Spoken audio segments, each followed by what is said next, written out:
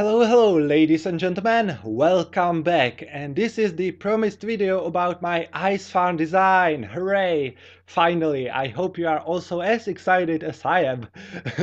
In this episode I want to show you not only the final product of my crazy mind, but also the thought process that was behind it. And thanks to 1.7.2 version of this game, it is all much more complicated because some small changes were introduced and I am not really happy with them. Don't get me wrong, I really like all the new biomes and stuff like that, but from my point of view there are duplication glitches, chunk loading problems. They tried to fix the zombie lag, so now the AI reaction time is much slower, but the zombie lag is still in the game, even though normally you don't notice it, and I guess that is good for us, but yeah. And also this, the hitbox of baby zombies is ridiculously small. Like, why? I kinda hoped in 1.5 meter tall hitbox because you can clearly see that the head is clipping through the pressure plate, and that's not a big problem. The problem is that the baby can fit in a small space like this. And that makes it so difficult for me, you know. I'm using them in my contraptions, and one of the best designs included pressure plates on fences. But I can't use it anymore with these guys because they can fall through this small gap. So now I've got mixed feelings about this version, basically. Anyway, I'm just trying to tell you that there are many different ice farm designs and it is hard to choose the best one. Baby zombies are faster, but it is harder to make farms with them. Big zombies are slow, but it is easier to cooperate with them, you know. And wolves have a smaller path finding area. It is just up to you what you want to use. But if you are new in this field of using mob AI and you are not sure what to choose, I would highly recommend using big zombies because yeah, it is just easier. And yeah, so let's start. This is the first ice farm that I've ever built. Basically, it is a normal farm with a ton of redstone that is just using the pair detector instead of a clock. So whenever there is a block of ice formed in this water, it is pulled down by the sticky piston and then pushed away by the regular piston right here. So it creates these irregularly long lines of ice blocks on the output. The interesting thing is why this actually works. Water has some special properties that allow us to make a farm like this. I've talked about it in my path detector video, so if you are totally lost, watch that episode, it could help. And let's see what this guy do. Yes, you can see how it works really nicely from this point of view, and now I have yeah, glass block here. Yeah, better. So yeah, let's do some tests now. For us, distinctions between ice and water are really important, and of course I am talking in terms of path finding. The most obvious one is that the water can't cut or obstruct the path, but ice can, as you can see. Horizontally speaking, be careful about that, yeah. Even when the water is floating, it is still creating a path, right? Like when there are no blocks below it, this is still a valid path from the zombie to the villager. But if I exchange the water for an ice block, it is no longer, of course, a path. Here you can see the water can have a path on its surface. The interesting thing is that the zombie don't see a jump on top of that level. So there is no path right now, even though it looks really similar. Yeah, there is difference. And the final and really interesting test is here. Path can't lead down through the water. So the AI path finding ends on the surface of the water block, if you don't count all the space around the ground, because this is probably a valid drop. So the AI is also searching all this, but yeah, it's not the point. I can place a block here, and now this is a valid path, because the path goes from the zombie on top of this water block, then down on this new block and through the water horizontally to the villager. So yeah, I hope you understand. And yeah, this is the end of tests. And we are using this knowledge in our farm. Hooray! Knowledge! Yes! From here the path continues horizontally through the water, and if there is an ice block in the water, the path leads on top of it, but on this side there is this half slab that obstructs all the paths that are on top of it. So the ice can form because the water is exposed to the sky, and we can still detect it, and that is how it all works. I hope I was clear enough so you understood me. Yeah, here is just some redstone. Here a redstone clock that repeats the process of pushing and pulling when the zombie is standing over the pressure plate. And yeah, we need this clock that is repeating this process of pushing and pulling these blocks, because when there is a block it could also form there while the zombie is standing on the pressure plate, and that would stop the whole contraption, you know. So the zombie would be standing here and nothing would happen. So we really need some kind of clock here there. So now there is a major problem with this design. I don't know if you can already see it, but this is the hint. And yes, we need a shutdown, because there is no shutdown with this. And we need to include a shutdown because this is not a government, this is an ice farm, you know, and it shouldn't be running when it is full. So any suggestions how to do that? I have one, and I built it over there. Yes, let's go there and let's see. And this is basically the same farm. I've just added a second path that leads to the side with output ice, and that created a condition. When the ice connects to the path, it creates a bridge, and the path connects to the villager. And that's it. We've just used AI again to our advantage, and this was the point when I realized that the mob AI can eliminate redstone completely.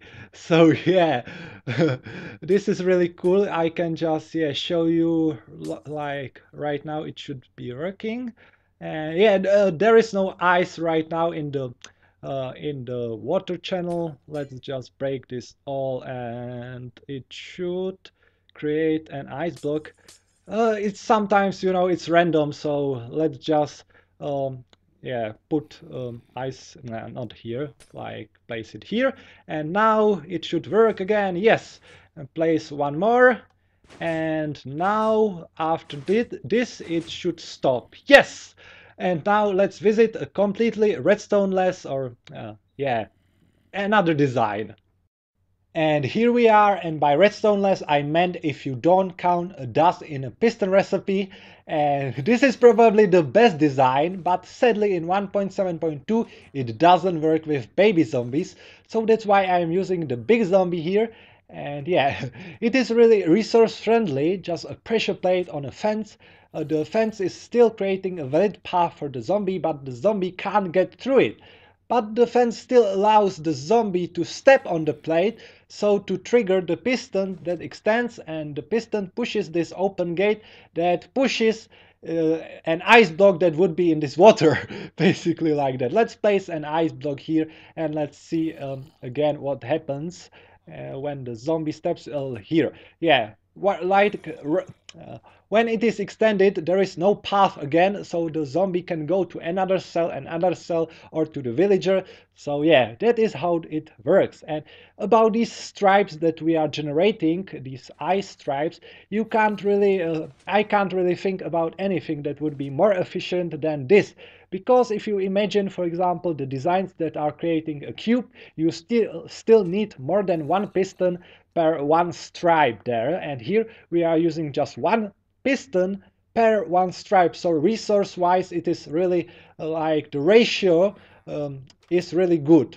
Yeah, we can manually shut it down, but again, there is a problem with shutdown. Let's create one stripe that is too long for the piston to be able to extend. And now let's see what happens. So yeah, let's wait for the zombie. Yeah, the zombie is slow, but it is not really different with the efficiency. And now let's try. Yeah, we can harvest the ice, but it won't reset itself. We just need to refresh the pistons. So that's not really good, because we don't need, we don't want to manually reset this thing every when it is full. So I've built a solution again, and let's go there and let's see what the solution is. And it is pretty similar to the last one, but you need to do the opposite thing. You need to cut the path when there is a too long stripe of ice. And that's not complicated, just build a path around it like this, and any ice block here and the contraption is shut down, and you can restart it, yeah, by collecting the ice on top of the path or anywhere. If you collect it all, of course, it will work again. And yes, but I wasn't still completely happy with this, even though it is nice design, because it is stopped by the first long stripe of ice, but there is still space in other lines. So what to do to fill it completely? What to do? And I've got a solution again. And here is the solution. I built it in 1.7.2 and I am using a baby zombie. Yes, I am. Hey, what's up, Bretislav? You okay? I hope so. Of course, I had to use a different holding system for him because he is much smaller. So it was a little bit harder, but I managed to do that thanks to these carpets. And yeah, so the point is that each line has its own path that is cut when it is full of ice. So this design fills all the lines with a maximum amount of ice blocks. So now these two lines are valid for filling again, and yeah, it basically it resets itself, and that's pretty nice.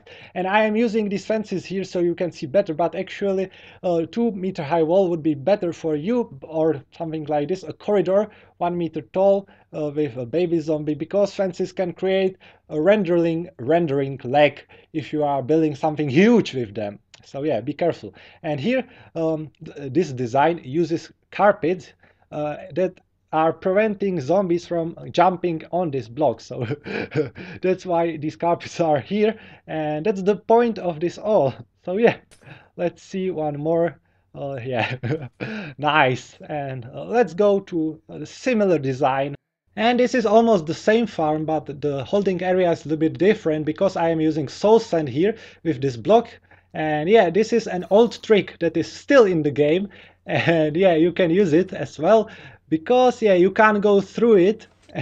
And also thanks to this ladder here, because you need a hitbox on the other side, so don't forget to place them. And yeah, how this works, we can test it with us. Just yeah, if you have block like this, you can't go through it even though there is a space, because I don't know why, but yeah, it works like that. So also really nice that we can use something like that, but you need soul sand, and that's not so cheap as, for example, carpet. So I would prefer the first design that I showed. And the end is near, so I want to just show you how I fixed this Melon Harvester 9000, or I guess now it is like Melon Harvester 9000 XT or something ridiculous like that. But yeah, it is fixed now for this version of the game with baby zombies. If you want to use the previous design, you can still do that with big zombies. But yeah, for babies you need something like this. I made two sides that are different, and I will give you a world download so you can check it out. So for example, here I'm using a wall with a trapdoor, and it is holding the baby here. So yeah, it works like this. Here fence you need it because before it there was an iron bar, but below it there was a gap and the baby could see a path there. So yeah, on this side we are using this jumping, yeah, it is preventing the zombie from jumping, and there is a redstone torch below that is powering this gate. Yes. That is how this works. And yeah, closed, open, yes. So yeah, I guess that's all. Yeah, this bridge I've added it because in the last episode, after last episode, I had some comments that it is inefficient, that the zombie had to choose first of all from the right side and then from the left side, or harvest the melons on the right side and then on the left side. So now it should be even, but it won't be more efficient, I assure you, because yeah.